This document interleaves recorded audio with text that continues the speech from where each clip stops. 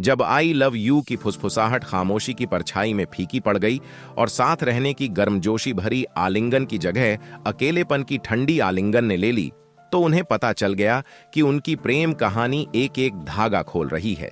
जब तक कि जो कुछ बचा रह गया वह यह सताता हुआ सवाल था, हमें क्या हुआ?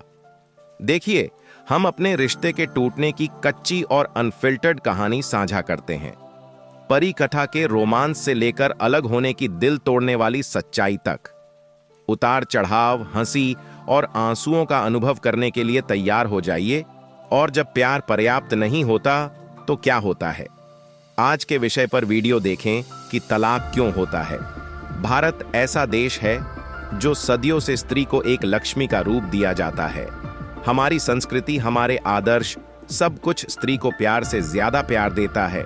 इसलिए हमारे भारत में ज्यादा तलाक नहीं होता है। हमारे वैश्विक सूचकांक में भी हम सबसे निचले स्तर पर हैं, यानी सबसे कम तलाक होता है। हमारे ग्लोबल इंडेक्स में सबसे ऊपर मालदीव है। तलाक एक अरबी शब्द है जो हिंदी में त्याग से बराबर होता है। तलाक के सबसे पुराने दर्ज उदाहरणों में से एक प्राचीन मेसोपोटामिया में लगभग 2500 ईसा पूर्व उर-नाम्मू संहिता में मिलता है, जिसमें कुछ परिस्थितियों में तलाक की अनुमति दी गई थी। प्राचीन मिस्र में लगभग 1500 ईसा पूर्व तलाक का भी प्रचलन था, जिसके साक्ष्य उस समय के तलाक के आदेश और कानूनी दस्तावेज हैं।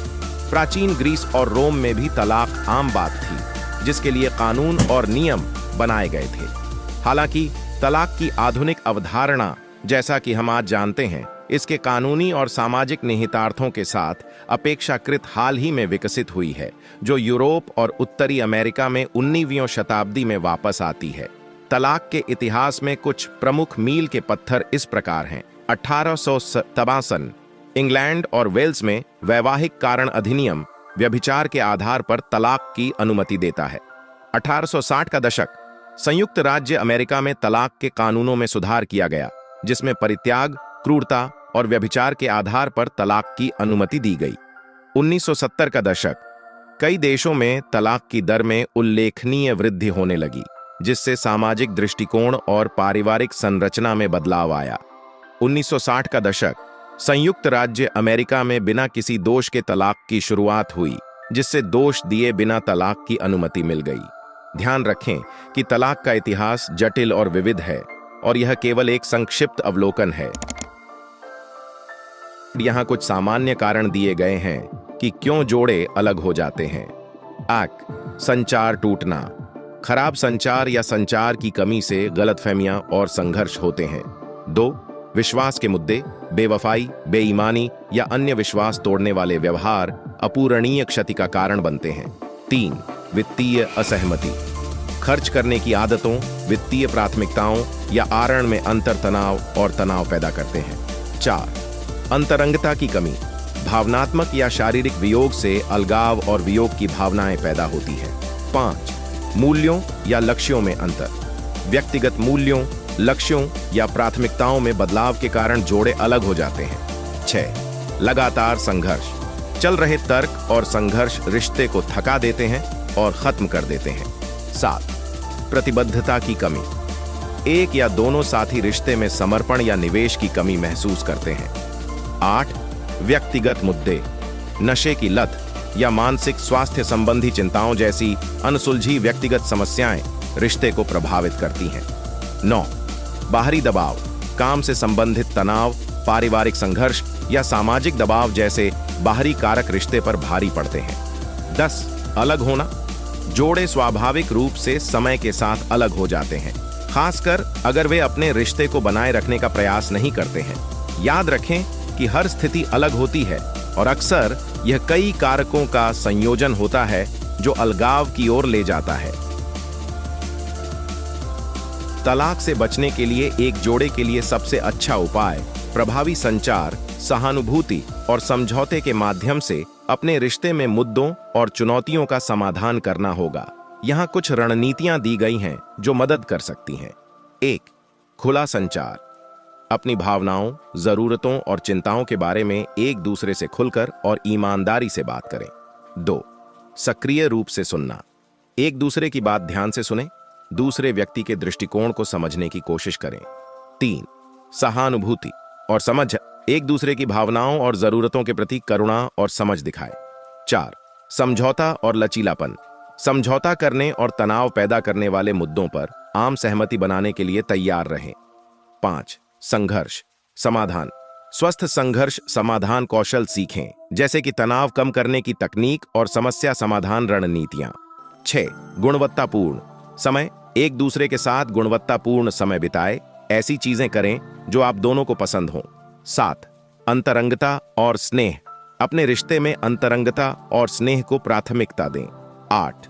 मदद लें, अगर आप अपने दम पर समस्याओं को सुलझाने में संघर्ष कर रहे हैं तो कपल्स थेरेपिस्ट या काउंसलर की मदद लेने पर विचार करें। 9.